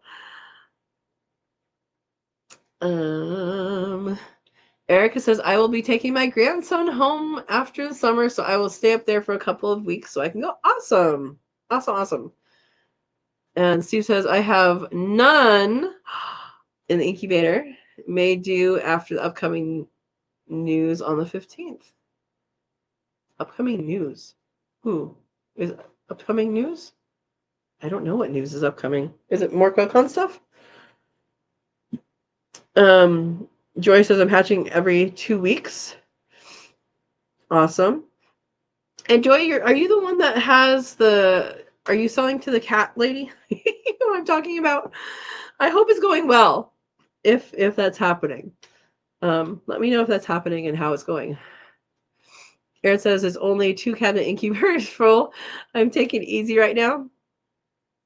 Yeah. Berna, you missed your quail. Yeah, is there a way for you to we gotta think of a way for you to restart that, right? You can't have them outside where you are, probably. I wonder if you could, and you can't even really tape off the room or anything because you got to go through it to get to the bathroom, huh? Yeah. So the dander, I think, is why you stopped, right, for your daughter. Yeah. Now you gotta convince your neighbor to do it. That's what you gotta do. Convince your neighbor to raise them, and then you'll share in it. Maybe that's the way you gotta do it. PJ says we have our first farm swap of the year this weekend. Good luck. Good luck. I hope it is sunny for you. Erica has to get a new incubator first. All right. Oh my gosh. Aaron says I'm locking down eggs every 5 days instead of every 3 days. Aaron, I need your business sense. And also for my girls to want to lay eggs. Because I'm pretty sure they are all going to quit again after they just started. Verna says, have to be a place like yours, Katrina. I need a place with a backyard. Yeah, outdoor stuff. You can swap farms? Steve. Oh my gosh. I had to trace along with a lawyer. I can't say too much about this project, but I had to trace back through time, and there were land swaps. That's what they called them, is land swaps. It literally is, here's my title, there's your title, here you go, or deed, whatever it's called, and shake on it, and that was a swap. And we had to figure out who owned these lands because there was stuff that was supposed to be done on them, but then somebody else owned them, and then there was like a deal, but there was like a backdoor deal, but there was a handshake deal that oversees that. And man, yes, people do swap farms. I don't think that's what she's talking about though. Oh, awesome, Joy. Yes, you are, and it's going well. Awesome. I thought that was you. Yeah, Verna says it was. Oh, it was you. It wasn't my daughter. It was me. My oxygen was way too low. Interesting. And was it with the dander? It was because of the dander? I thought it was your daughter. I'm sorry. Well, I'm sorry either way. Um, wow. Yeah, I say have convince a neighbor to raise them, and then you can go see them and take eggs. PJ says, yes, it's pretty cool to try out different farms.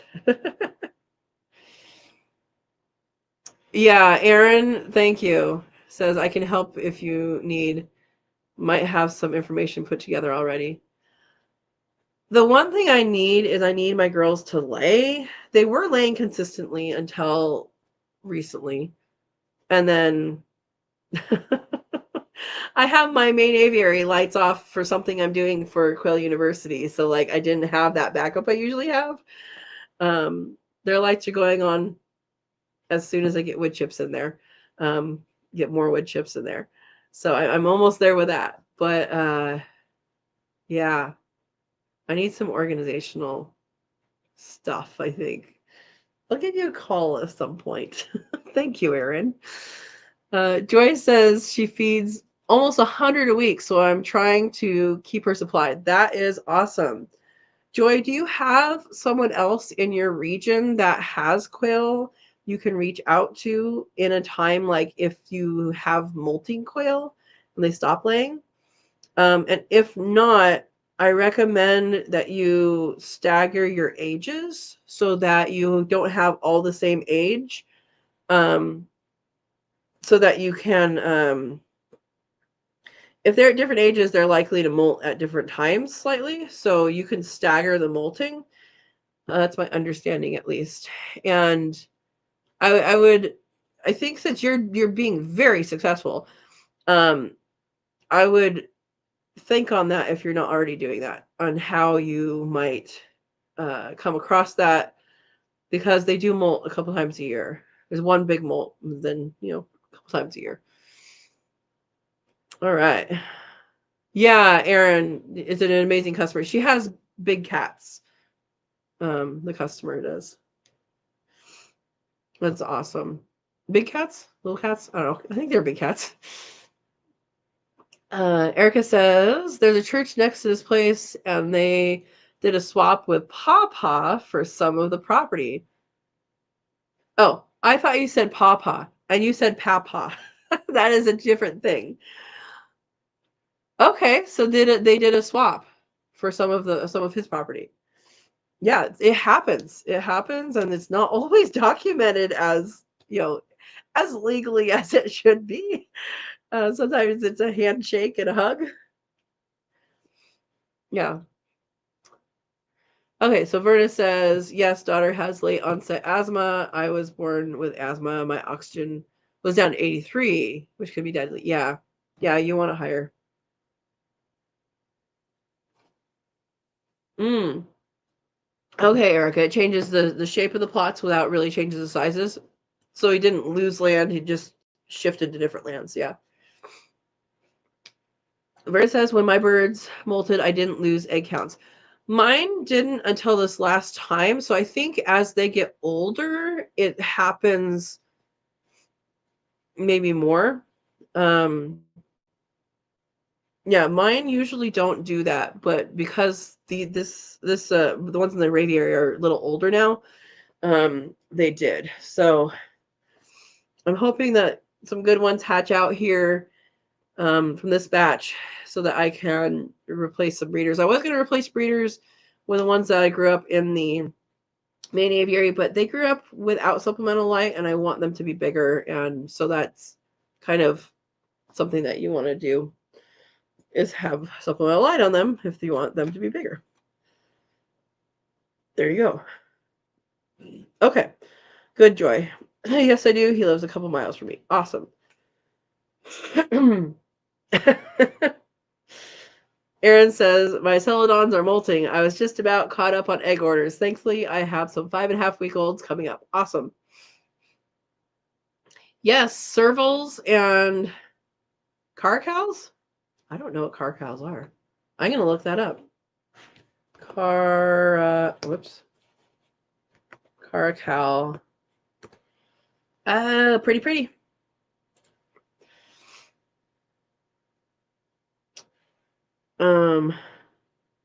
Yeah, TM, like Verna says 99 is what oxygen should be.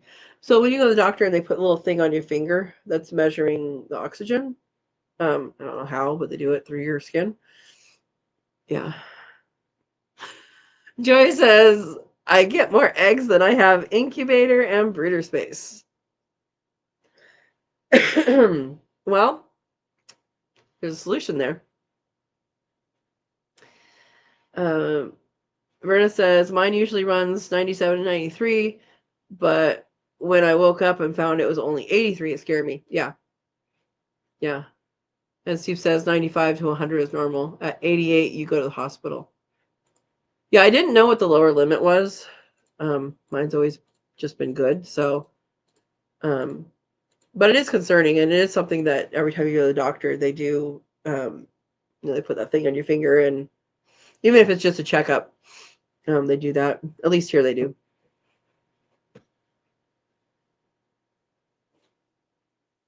And I give blood every 2 months, and so Red Cross is who I go with, and they were testing a piece of equipment that measured the blood oxygen, and so they measured it with the regular thing, which is on your pointer finger, your index finger, and then they measured with a different machine on your pinky, and apparently it was a new technology that was coming out, and because Red Cross comes into contact with people, tons of people every day, they make for a good outlet of where to test things like these that are, not invasive, and, all of that. Or even if it's like if they're reading the blood iron level or something, if there was a new technology that was doing that, you're pricking someone's finger anyway, you have their consent anyway, you can ask for additional consent, and then you can be part of the study. So that's something that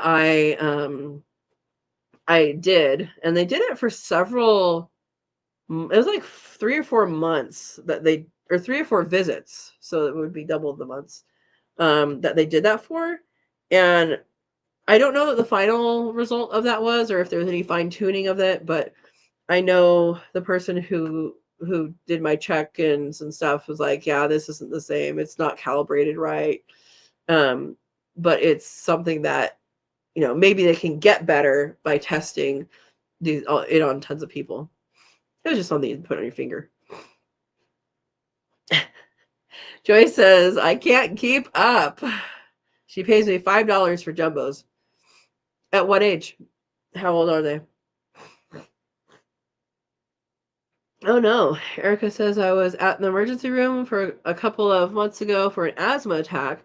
First time that's ever happened to me. Very much not fun. I can imagine that would not be fun. I'm glad that you are out of the emergency room, and I hope you're doing okay. I'm assuming you're doing okay. You didn't say you're not. So yeah, that sucks. Tam says, I will get mine checked the next chance I get to. I don't know if they do it at like Walgreens. You know how they have those free blood pressure, I can't even talk, blood pressure machines at like Walgreens where you put your arm in? They might have one of those at that. Brenna's checking her vitals. 95 right now. Okay. That's good. We're in range. Yeah.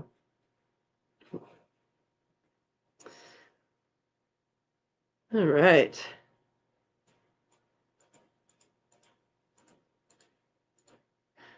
So, what else do you guys want to talk about?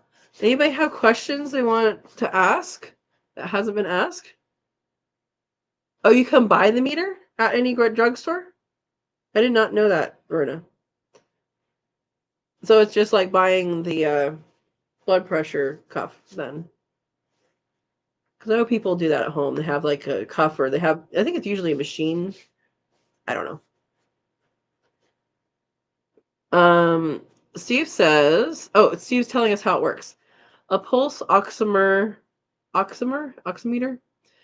measures how much light is absorbed by your blood. This shows how much oxygen is in your blood. The pulse oximeter shines two lights through your fingertip or earlobe, one red light and one infrared light. Blood containing lots of oxygen absorbs more infrared light.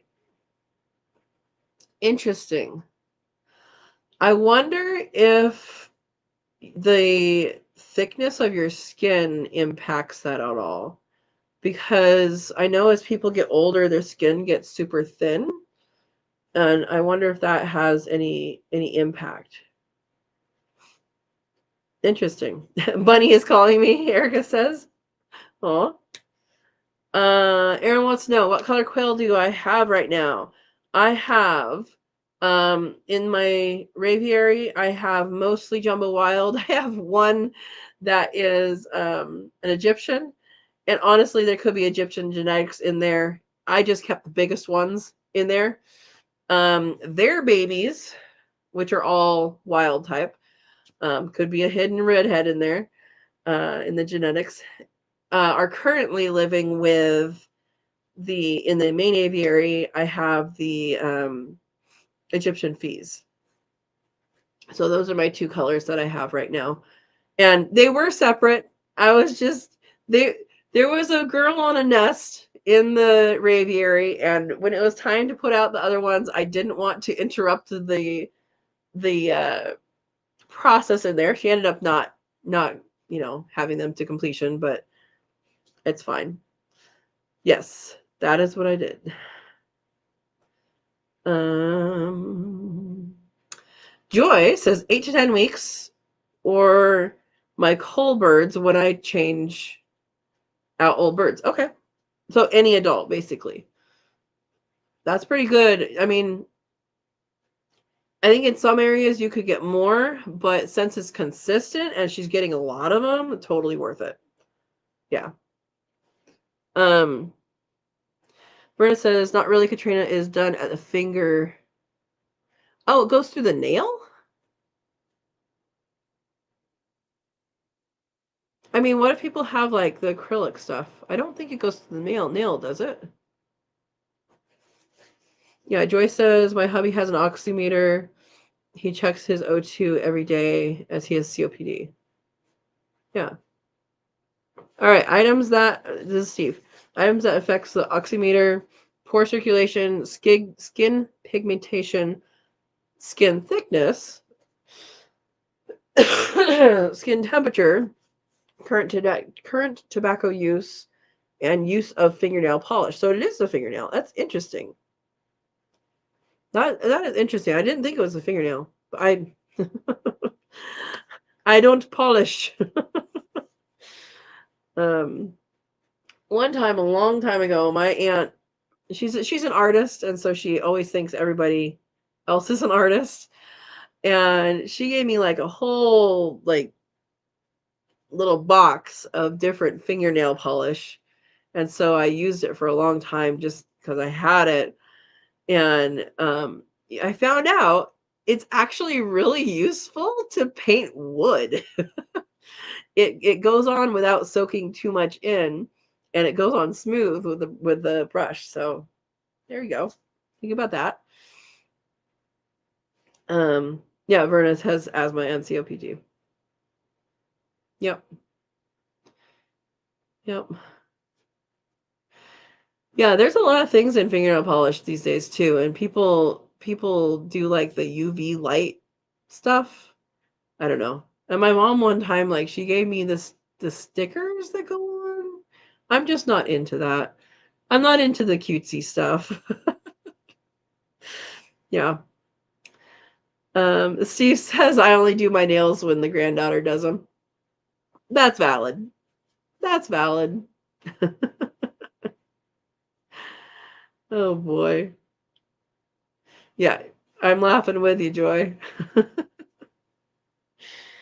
But that's a good thing to do. She needs that attention, and that's what she's passionate about in the moment. Grandpa has to let her do it.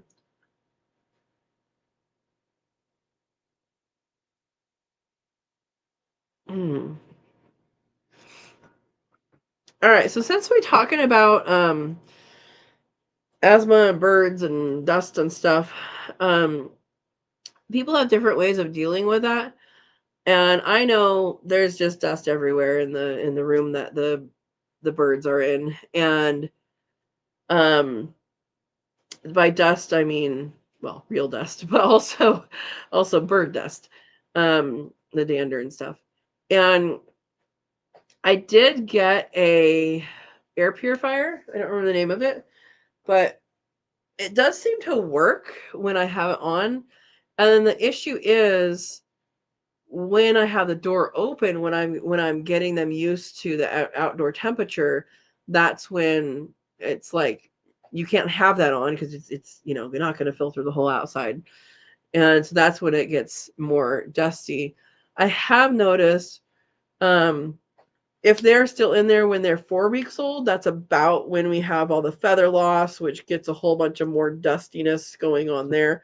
I'm curious what people use as either air filters or exhaust fans or any of that. I'm curious about that. So there's another topic. Hey, it still has to do with wind. Yeah. Yeah, you got to stay in good health, TM says. Yep. Yep. And Steve says, went to the grocery with her one time with bows in my hair and my nails done. That is supportive. Erica says, I've had my fingers pecked and nibbled so many times I don't pick my nails because I don't want the animals to ingest it. That makes sense. That makes sense. Yeah. So that's another thing to think about. I know as a biologist, we're kind of trained. You're not going to pick up an animal with your bare hands unless you have you don't have sunscreen on them. You didn't just put sunscreen on or put lotion on or other things. You guys will see a video tomorrow. It's going to be very short about using fish for mosquito control. And I did take fish out of a bag and put it in, and you probably shouldn't do that, but I don't have anything on my hand, and so any harm it did to the fish was minimal, and I don't think it did anything. And Also, I didn't show floating, but floating, you float it first and then you do what I did. So I didn't show that part. I forgot to film that. Anyway, so when you're handling animals, or when you're like, this also happens with like the rabbits. Like, I don't want to handle the rabbits, especially the babies. If I have, maybe I had a greasy meal and I look at my fingers or something, or I have, spicy fingers, something with food. I always want to wash my hands and get rid of that, because one, spicy eyes is not fun for anybody. And if you're touching them, mom has to clean that off. And if she cleans it off, then she's ingesting whatever you just put on her. And that's something to think about when you're petting your animals, when you're, engaging with your animals, or things in their environment. So just a little PSA. PSA? Public safety announcement. Yes, PSA. Okay. Verna says, I used exhaust fans, but this winter I couldn't because of heating costs. Heating costs are so ridiculous. I don't know what company you guys have out there, but PG&E is here, and because electricity is, everybody's using, everybody has solar that does a feedback to the grid. I have that as well. It did exactly what I predicted, and that is the gas prices went up. So, natural gas. My fan is making a sound. I hope it's okay. Tam says, do you use treated wood on your hutches? Do your rabbits chew the wood? So the wood on the hutches are not treated. I actually don't really know what kind of wood it is. And whenever they get the chance, when the door opens, they do try and chew on it. I try not to let them chew on it, but sometimes they end up doing that. The good thing to do is to cover up, and that's why on my hutch videos,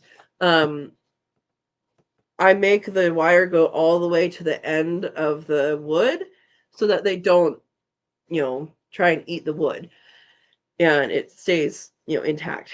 And so that's why I put the wire all the way to the edge. Yeah.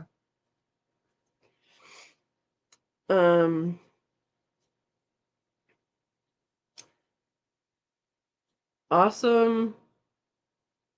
Harampa? I don't know what that means. Steve? I don't know what that means, Joy. Is that so a name of someone that I don't know? Probably is. Erica says I don't use lotions or sunscreen either.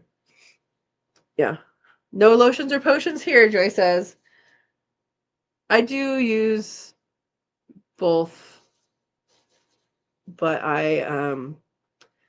especially if I'm moving like an amphibian, or a fish. um, oh, Grandpa. Got it. Got it. Did I tell you I'm sick and slow today? But if I'm only going to be moving animals, I will wash my hands and then rinse really, really well. Yeah. Yeah, Erica says we always use all wire cages. And so something to note about the hutches I have is they came with the rabbits that I have. When I got into rabbits, I basically bought, so there's a lady who had just graduated from high school. She was moving on in the world, and she had her 4-H setup, and I basically bought the whole setup for like $250 as a steal. And so I got the 3 does and 1 buck, plus their hutches, plus a garbage can of food. Like, that's like 3 feed bags. Plus a couple more garbage bags, plus these like big, long, like falconer gloves almost, which I don't really use. They don't tend to scratch that much. Plus a processing table, which I don't use for that, at least. Plus a brush, plus a hopper popper, and the little thingy that holds their feet. I mean, there's a lot. There's a lot there. So what we did when we got the hutches, we immediately raised them up, and getting the hutch into the racket house, that was an interesting thing, because there was already the grow out hutch used to be in the racket house. Like, we built the racket house around the grow out hutch, and then that needed to change. So we actually cut off the legs of it and like went like this till we could get it out, and then put in the other one, and we had to cut the door of one of, where Tortellini was. We had to cut that door so it could fold to open. It really was interesting. But we had to, like, I had to unsew the hardware cloth and like peel it back so we could get that in there because it's bigger than the door. It was quite an adventure. We had to lock the chickens into their coop and everything.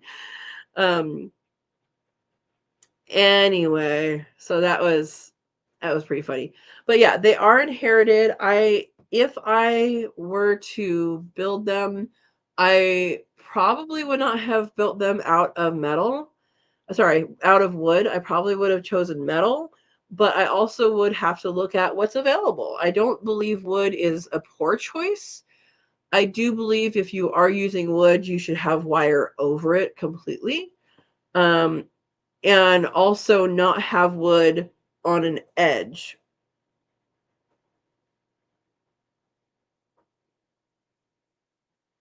Sorry, I heard something. Not have wood on an edge where a bathroom is, because they're going to aim there. So, like, in the case of the Racken house, they have we built we did a 45-degree angle and put up kind of like these angled things so that if they poop there, it'll roll down and into the um onto the wire, just because that weirdness was there. It was there already.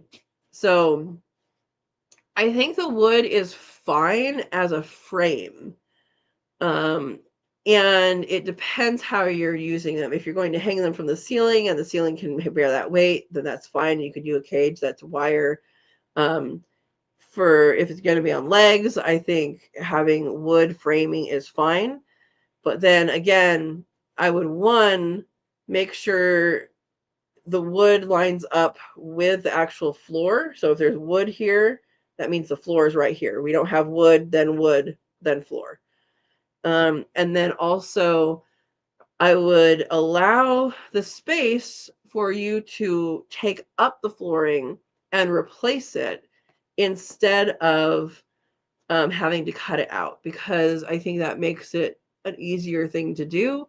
It's easy to just take an angle grinder and go like, but I think it's a better idea to have that space in mind and just be able to rip it up and put it down. And something to think about too is the wire available to you versus the space you want to give. So like my hutches are about 4 feet by 3 feet, and that's not a typical space for rabbits. Most rabbits have smaller than that. But we had to move the center line because we got 3 foot or 30-inch. We got 30-inch wire, and that didn't cover this direction, but it would cover this direction. So we had to go like 30 inches and then cut a smaller piece. Whereas what I did recently, I had some leftover 2 feet piece, so 24 inches, because we got that for the grow outs, because that matches that distance. And so I used that in the buck's hutch. So knowing what your available material is will impact what you do. And so I wouldn't say set in stone I would never build a wooden one again, because honestly that's probably going to be the cheapest and easiest for most things, but you never know. That was a long answer. Roberta says I have a doe that pulled the P panel away stronger than J clamps. Yep. I think the key is that if they don't know it comes off, you're going to have a better time. Like if they know, oh, that wasn't there and now it is, it's wrong. And it always will be. Like that is not supposed to be there. And I know that. This is my spot. It's really funny. Um, oh, you meant grandpa. Yes, yes. Steve says, I like the wood for stability as long as the hardware cloth is inside the wood frame. Exactly. That's exactly what I was talking about. And TM says, have you ever heard the story of PG&E and Hole in the Head at Bodega Bay? You should check it out sometime if you haven't. I've been to Bodega Bay, but no, I don't know about that. Oh, awesome. Verna says, I just ordered sleeves like you use. I think I have some right here. Let me show you guys what she's talking about. They're called farmer sleeves. I really should ask them to sponsor me because they're awesome.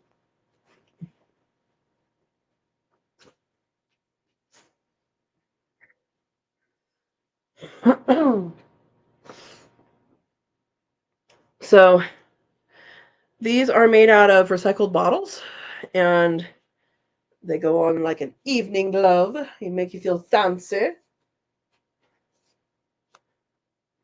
And they protect from minor things. So they'll protect you from zucchini spikes. They'll protect you mostly from little baby bunny kicking.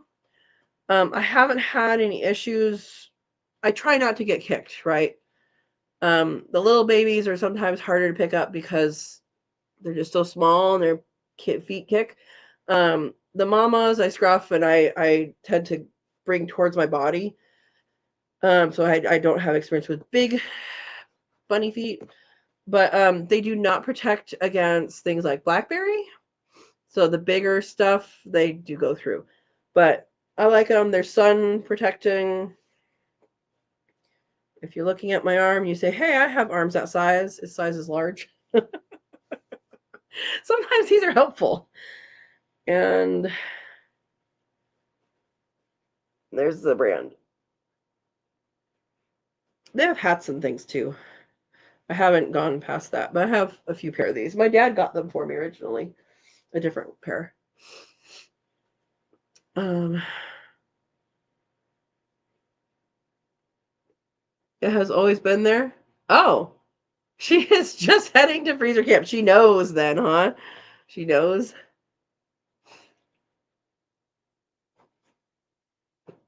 Erica says, for the time being, this bunny is going to be in a small animal cage in the house.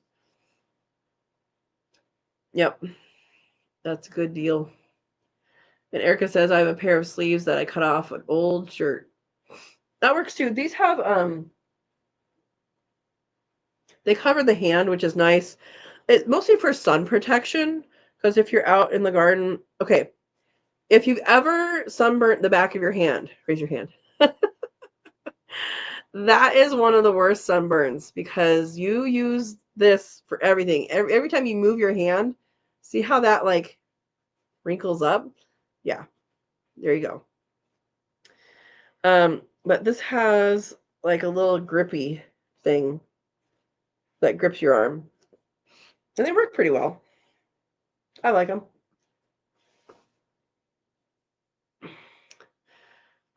Steve says those sleeves are great for foraging, aka forcing. Yes, foraging. Um, yeah, if you're reaching into things, I would imagine they would probably be okay for stinging nettle, although I have not tested it. So if you test it, let me know. I have experienced going through stinging nettle, a lot of stinging nettle in shorts, and eventually it gets numb. I don't recommend it, but I have done it.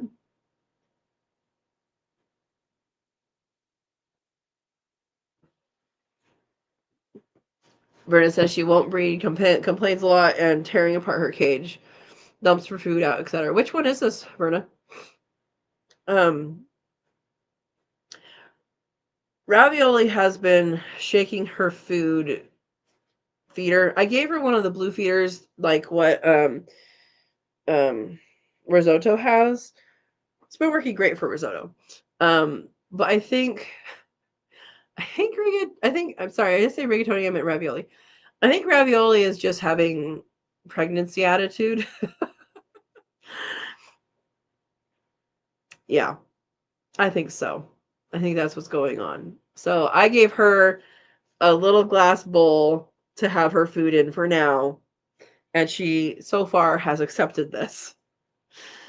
Sometimes you gotta try different things.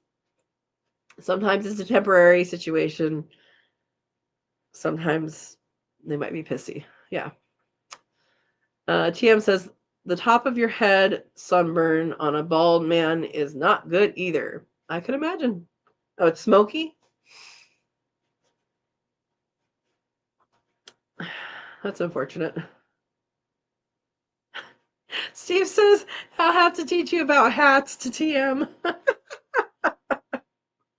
You know, I do have a link for this. I don't have it open. But I do have a solar powered fan hat. Let's see if I can find the link here quickly. I have a solar powered fan hat, and it sounds ridiculous, and it is, but it works. I was out in Taft, of all places, down in Kern County, and it was 115 degrees out, and it was super, super hot. We should not have been out there, and okay. I search hat, and what? Every single time it says what came up. Fan hat. How about that? There we go. So this is an affiliate link, or associate link, whatever you want to call it. Where'd you guys go? Where'd you go? Where'd you go? Really, where'd you go?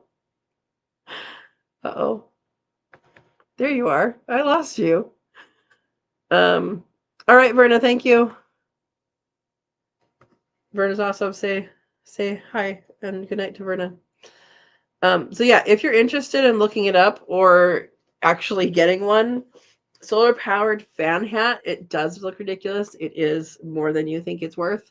However, it is exactly how much it is worth.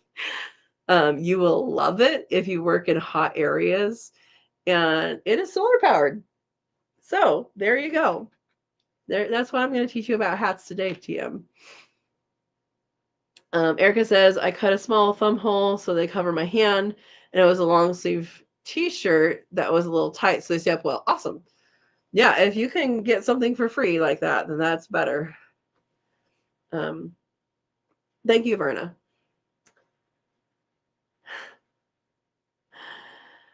Steve says, Erica, husband's dress shirt sleeves have a built-in thumb hole. I'm talking about the little hole next to the button. Yeah. Yeah, they're too lazy to stay up. Yeah, exactly. My link is no good.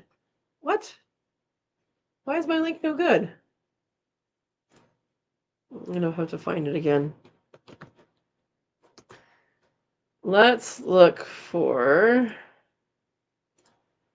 solar powered fan hat.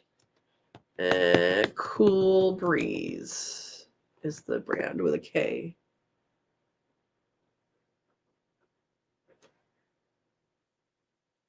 All right. Well, some of these are more expensive than others.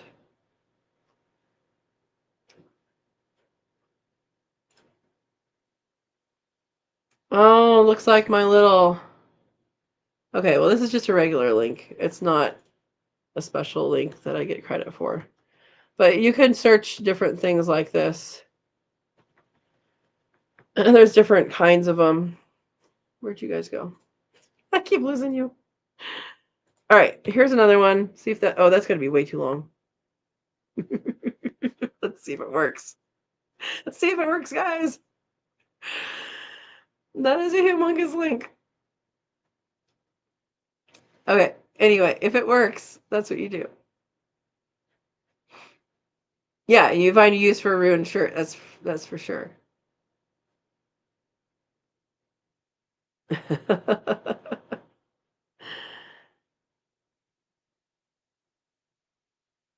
Yeah, it's not there because it's not signed in. That's why, and I don't remember my sign-in stuff. I'll find it for you guys later. But it's actually okay. I'll have to check all my links and stuff. Hey, Ken's here. Glad I made it to the chat. You were supposed to set your alarm. All right. If you are looking for that hat, just type in cool breeze solar fan hat and you will find it. And K is for cool. Yeah, Steve says, Ken, you need a new alarm. Good night, Verna. Thank you. Have a wonderful night. That's so sad. I wasn't signed in, so I couldn't get the link. I gotta check all my links. And what I really need to do is I really need to ask Amazon if I can have an Amazon store, because that would be so much easier than a bunch of links that may or may not work by the time it gets to you guys. Yeah. Good night, Verna. All right. Does anybody else have anything they want to add before we say goodnight? Because I think my tea is almost done and it's time for dinner.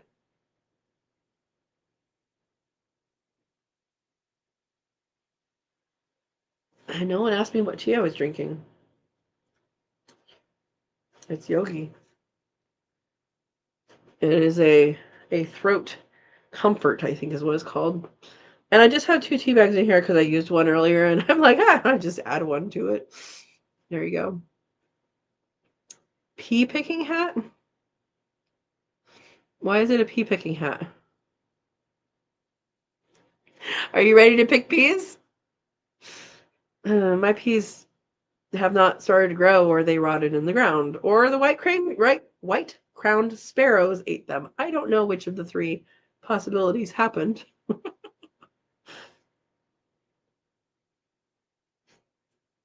But hey, at least the nasturtiums are coming up, and they're growing great, and the chayote squash is growing great, so that's good. Erica says, time for bed over here. It's 10. All right. Well, I expect to see you on the 16th at 1 p.m. Pacific time. If you're Katrina's Kit, that is the official time for our Cook With Me Live is 1 p.m. Pacific time on March 16th. And I will do one more thing, one more link of that before we head off. For anybody watching that wants to join. All right. I'm going to thank you guys for watching. I hope you're doing well. Tomorrow's video is going to be very short and very short, not shirt.